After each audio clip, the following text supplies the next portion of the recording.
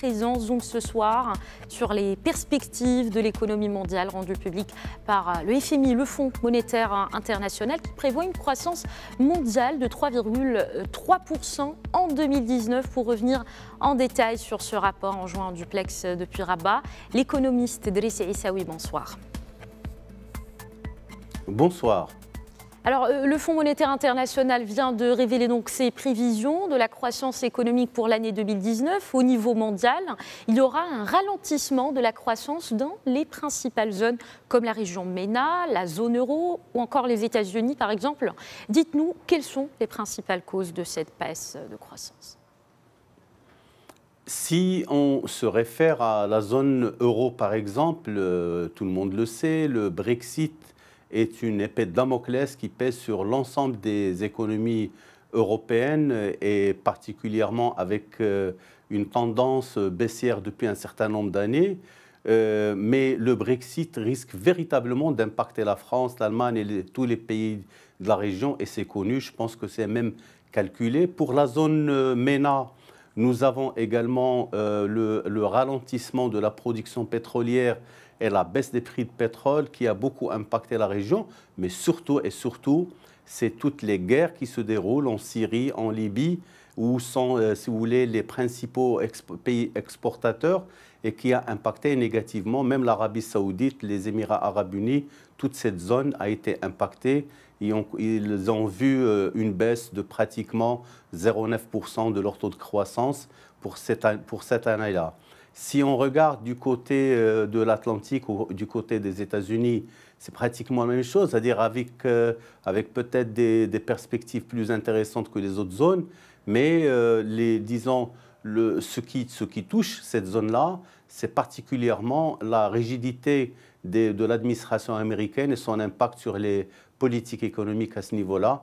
Donc finalement, c'est un environnement assez morose pour la croissance mondiale à ce niveau. Alors Driss Issaoui, en revanche, on note que dans ces prévisions, donc le Maroc tire plus ou moins son épingle du jeu. Comment expliquer cela ? Oui, effectivement, c'est une prévision plutôt positive parce que le FMI table sur une croissance de 3,2%, ce qui conforte toutes les analyses conjoncturelles qui ont été menées jusque-là par le ACP, par le ministère des Finances, notamment la direction chargée de la prévision économique, et tout cela a conforté. Alors pourquoi ?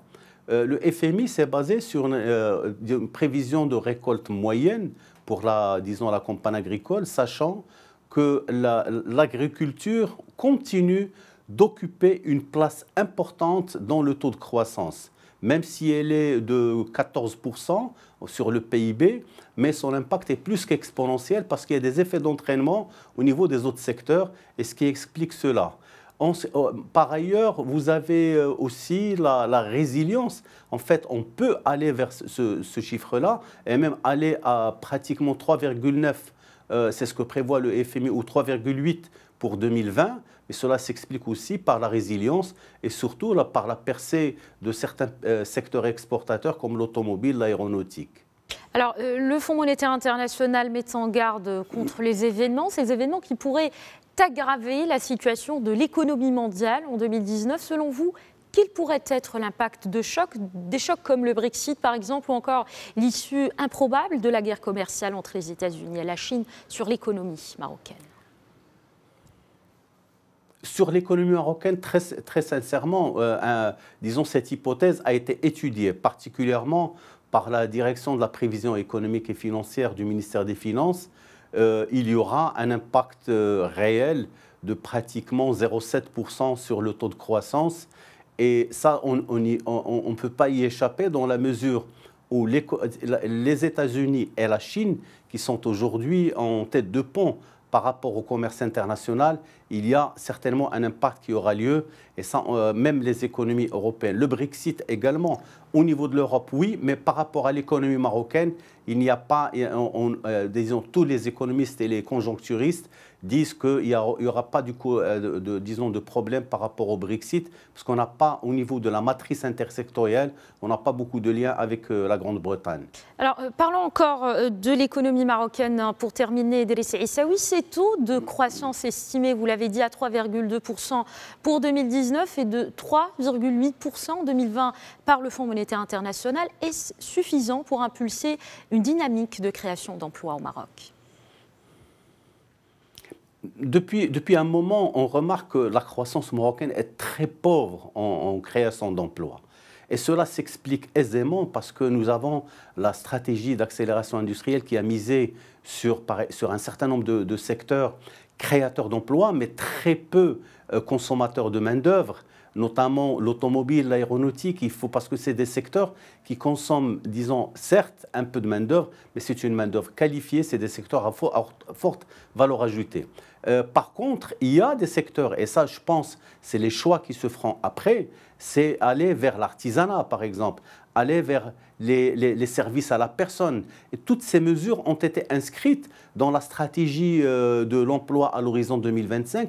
Ce sont des profils d'emploi qu'il faut créer. Et il y a aussi d'autres, c'est-à-dire ils ne sont pas créateurs d'emplois, et ça, tout le monde le sait.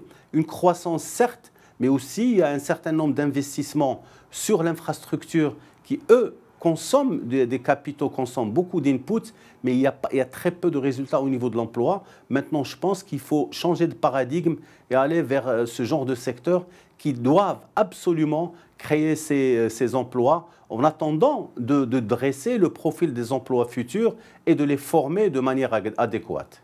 Merci beaucoup, Idriss Issaoui, économiste, pour cet éclairage. Je rappelle que vous étiez avec nous en duplex depuis notre studio de Rabat. Merci pour ce décryptage.